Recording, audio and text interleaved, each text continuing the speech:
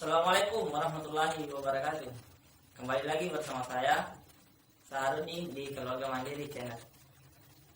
Saat ini kita kembali membahas mengenai motivasi ibadah. Sebagaimana video sebelumnya kita membahas tentang motivasi ibadah, di mana banyak mubalik atau para dai atau para ustaz yang di atas mimbar berceramah menyampaikan pesan agama, lantas ada beberapa pesan-pesan yang tidak diaplikasikan di kondisi realita kita.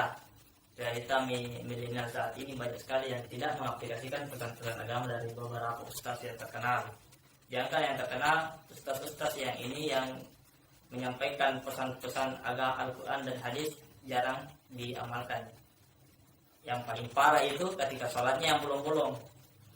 Yang disampaikan video sebelumnya yaitu motivasi ibadah tentang sholat, dengan men-setting mindset kita bahwa kita adalah seorang ahli ibadah. Sejak dari awal kita akan setting, saya ini ahli ibadah, saya tidak akan melakukan maksiat lagi, saya tidak akan melakukan pelanggaran lagi, dan saya akan rajin beribadah, saya akan rajin sholat 5 waktu, dan saya tidak akan bolong-bolong dalam melaksanakan sholat 5 waktu. Nah sekarang pemirsa, kondisi kita saat ini di maraknya fenomena virus pandemi corona yang dikenal COVID-19, jangan khawatir.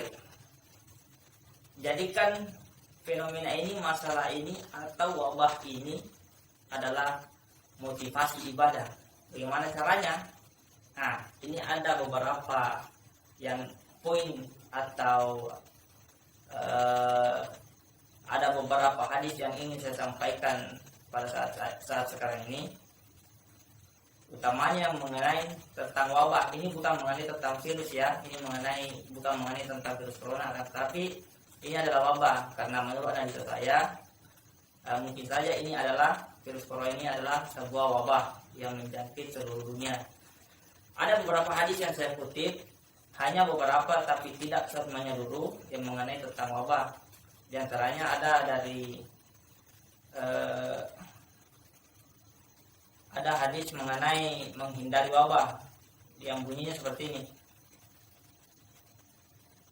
Ani Nabi sallallahu alaihi wasallam annahu qala idza sami'tum bit-ta'un bi'adlin fala tadkhuluha wa idza waqa'a bi'adlin wa antum biha fala takhruju minha faqultu anta sami'tahu yuhaddisu sa'dan wala yunkiruhu qala na'am.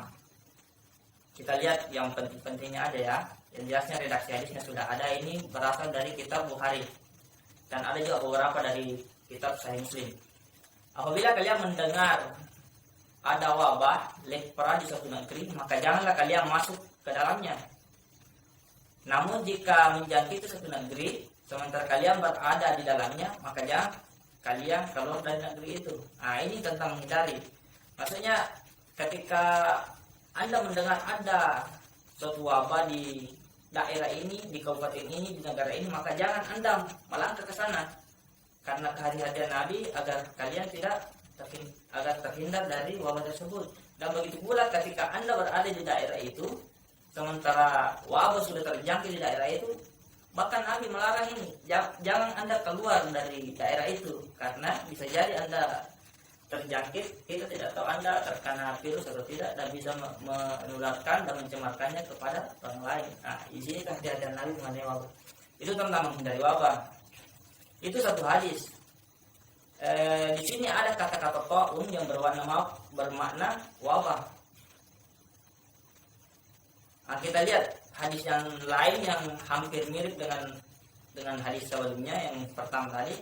Qala Rasulullah sallallahu alaihi wasallam, at-ta'un rijsun arsala ala ta'ifatin min bani Israil aw ala man kana qablakum fa isa sami'tum bihi bi'adlim fala taqaddimu alaihi wa isa waqa'a bi'adlim wa antum biha fala takhruju firara minhu. Qala Abu Nadar la yukhrijukum illa firara minhu. Maknanya hampir sama yang hadis yang pertama, akan tetapi di sini agak perbedaan sedikit. Ta'un adalah jenis kotoran atau siksa yang dikirim kepada satu golongan dari Bani Israel. Ini ada kelompok tersendiri yang mengirim taun itu atau wabah itu kepada umat sebelum kalian, maka itu jika kalian mendengar ada wabah tersebut di satu wilayah, janganlah kalian memasuki dan seterusnya. Ini ada redaksi akhir yang mengatakan, dan tidak ada di redaksi hadis sebelumnya, la yukhrijukum illa firara minhu. Janganlah kalian mengungsi darinya, dari negeri yang terjangkit sementara ada di dalamnya. Jangan mengungsi dari negeri itu kecuali untuk menyelamatkan diri. Menyelamatkan diri dalam hal bisa jadi wabahnya itu sudah parah, dan ketika kita tidak menyelamatkan diri dari lokasi itu, bisa jadi kita mati di daerah itu atau dan sebagainya. Ini menghindari ketika sudah darurat ini.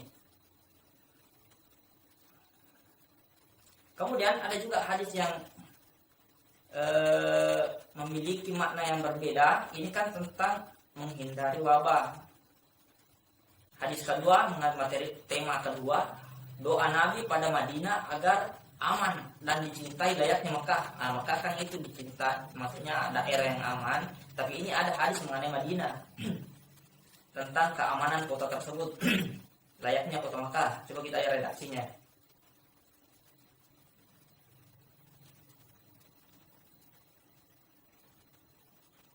Qala Allahumma habbib ilaina al-Madinah kahubbana Makkah au asyaddu.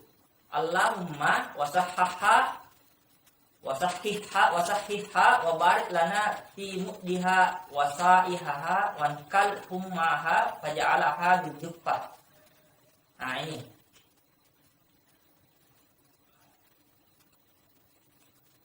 beliau berdoa, ya Allah, jadikanlah kecintaan kami kepada Madinah sebagaimana kecintaan kami kepada Mekah atau lebih daripada Mekah. Beliau ini mendoakan Madinah agar beliau mencintai kota Madinah.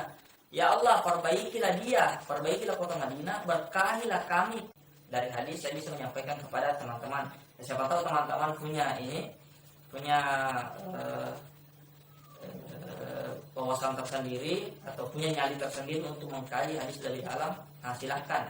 Jelasnya redaksinya sudah sampai. Ternyata ada hadis dari Bukhari yang berbunyi seperti ini dari Nabi Shallallahu Alaihi Wasallam mengenai wabah. Saya tidak mengatakan ini virus corona ya, ini hanya wabah. Sekarang ada doa Nabi. Ada statement Nabi dari hadisnya bahwasanya Madinah itu aman dan dijaga oleh malaikat.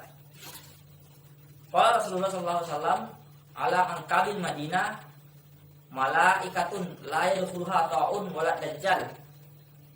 Rasulullah sallallahu alaihi wasallam bersabda, pada pintu gerbang kota Madinah ada para malaikat menjaganya sehingga wabah, penyakit dan al-masih dajjal tidak akan dapat memasukinya. Ini berarti secara redaksi Madinah itu kota yang aman. Ketika kita merujuk ke redaksi hadis Nabi Muhammad SAW ini, beliau daerah kota Madinah ini akan aman dari wabah. Sebagaimana juga ditegaskan dalam Al-Quran itu, wattin wa zaitun wa turi sinin wa hadzal baladil amin. Di dalam Ibnu Katsir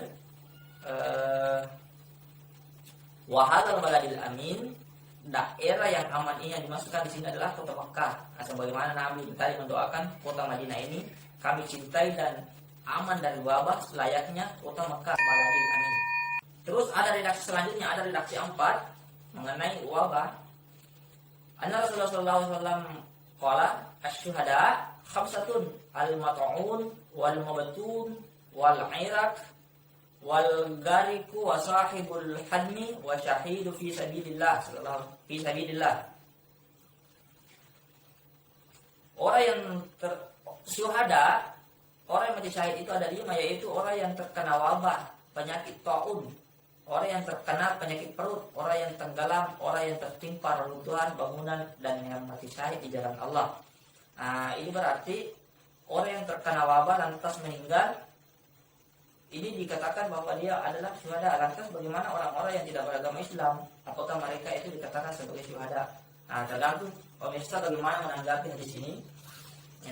Bisa jadi wabah yang mengenai orang-orang yang non-Islam itu, apakah itu merupakan teguran kepada mereka, atau itu merupakan siksaan, atau itu bala kepada mereka, dan yang terkena kepada orang-orang yang beragama Islam dan yang meyakini agama Islam ini benar dan beriman kepada Allah dan Nabi Muhammad SAW dan Rasul-Rasulnya.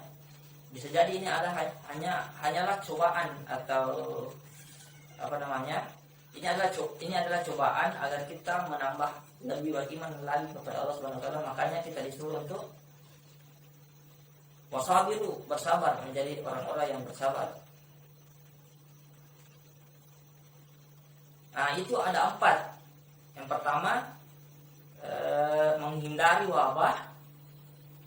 Yang kedua, doa Nabi agar Madinah menjadi aman layaknya Makkah. Yang ketiga, Madinah memang ternyata dijaga oleh malaikat sehingga wabah tidak bisa masuk ke dalamnya dan dajjal. Yang keempat, meninggal karena wabah itu adalah syahid. Meninggal karena wabah itu adalah orang-orang yang syahid. Teman-teman yang berbahagia, maksud saya menyampaikan hadis ini adalah ada beberapa hadis di dalam kitab As-Sahihain, ada Bukhari dan Muslim, dan yang saya kutip ini dari hadis dalam kitab Bukhari.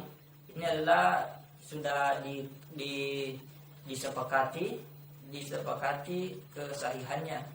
Kekuatan hadis ini sudah disepakati oleh jumhur ulama. Setelah saya sampaikan redaksi hadis ini, bisa jadi teman-teman memiliki wawasan yang lebih luas untuk